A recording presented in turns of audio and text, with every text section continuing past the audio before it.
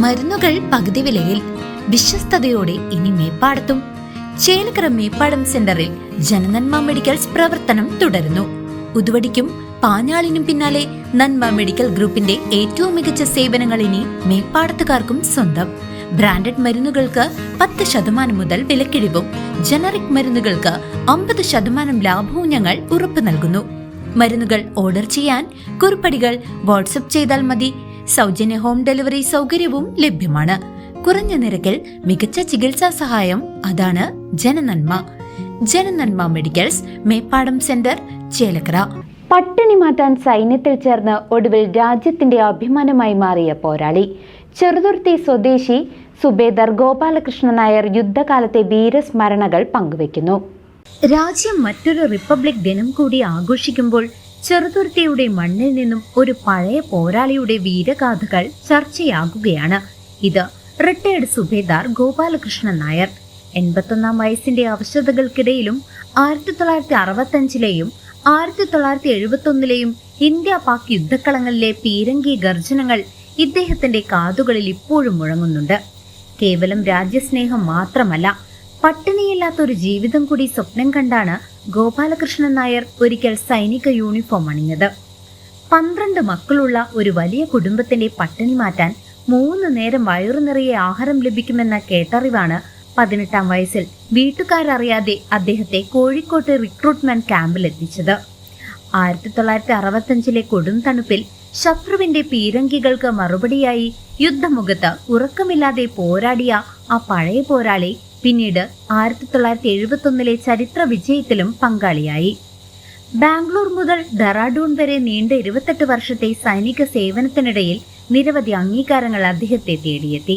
വിരമിച്ച ശേഷം തന്റെ മകൻ ഗോപകുമാറിനെയും സൈനികനാക്കിയ അദ്ദേഹം മാതൃകയായി. ഇന്ന് പയങ്കുളം റോഡിലെ ശിശിരം വീട്ടിലിരുന്ന് തന്റെ മെഡലുകളിലേക്ക് നോക്കുമ്പോൾ ഗോപാലകൃഷ്ണൻ നായർക്ക് പറയാൻ ഒന്നേയുള്ളൂ: അന്ന് വിശപ്പടക്കാൻ വേണ്ടിയാണ് തോക്കെടുത്തതെങ്കിലും ആ പോരാട്ടം ഈ രാജ്യത്തിന്റെ കാവലിന് വേണ്ടിയായിരുന്നുവെന്ന്. ഞാൻ 18-ാമത്തെ വയസ്സിലും ആർമിയിൽ പോയി ചേർന്നു. വീട്ടിൽ ആരുടെയും സമ്മതം ഉണ്ടായിട്ടൊന്നുമില്ല. സ്വന്തം ഇഷ്ടത്തിന് വന്നിട്ട് ആർമിയിൽ സോൾജറായിട്ട് ചേർന്നു.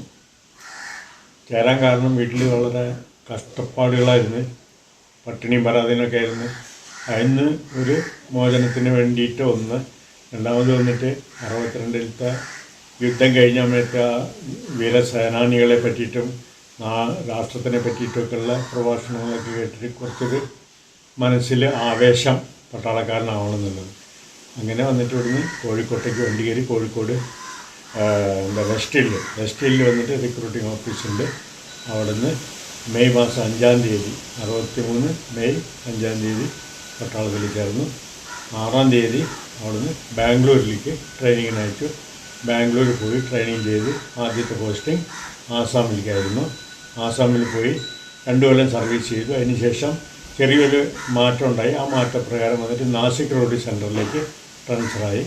നാസിക് റോഡ് സെൻറ്ററിൽ വന്നിട്ട് ആർട്ടിലറീൻ്റെ ട്രെയിനിങ് അവിടെ വെച്ചിട്ടാണ് ചെയ്തത്. ആദ്യം വന്നിട്ട് ആർമി സർവീസ് കോഡിലായിരുന്നു.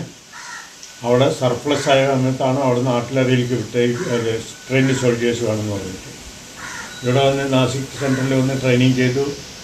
ട്രെയിനിങ് ചെയ്തുകൊണ്ടിരിക്കുമ്പോൾ തന്നെ ഏതാണ്ട് 65-ൽ ഉടനെ ഇവിടേക്ക് ബോർഡറിലേക്ക് പോസ്റ്റിംഗ് പഞ്ചാബിലേക്ക് പോസ്റ്റിംഗ് കിട്ടി. അവിടെ വന്നിട്ട് ആർട്ടിലറി റെജിമെൻറ്റിൽ ഒരു ഗണ്ണർ എന്നുള്ള നിലയ്ക്ക് ഒരു പീരങ്കിപ്പട ഗണ്ണർ ആയിട്ട് സർവീസ് തുടങ്ങി. അവിടെ നിന്ന് പിന്നെ വിവിധ സ്ഥലങ്ങളിൽ സർവീസ് ചെയ്തു. 63 പട്ടാളത്തിലായിരുന്നു. 65-ൽ യുദ്ധം. 71-ൽ വീട്ടിൽ ലീവിന് വന്നു കഴിഞ്ഞാൽ ഹൈദരാബാദിലുണ്ടായിരുന്നു. ലീവിന് വന്നു. ജനുവരി 31-ന് കല്യാണം കഴിഞ്ഞു. ജനുവരി 31-ന് അപ്പോഴേക്കും സർവീസിൽ നിന്ന് ലീവിന് വന്നിട്ടുള്ളവർക്കൊക്കെ റീജോയിൻ ചെയ്യാൻ പറഞ്ഞിരുന്നു. പോയി അവിടെ ഹൈദരാബാദിൽ തന്നെ പോയി ജോയിൻ ചെയ്തു. അവിടെ എത്തിക്കഴിഞ്ഞ ഉടനെ തന്നെ അവിടെ നിന്ന് പോസ്റ്റിംഗ് കിട്ടി. News desk CCV.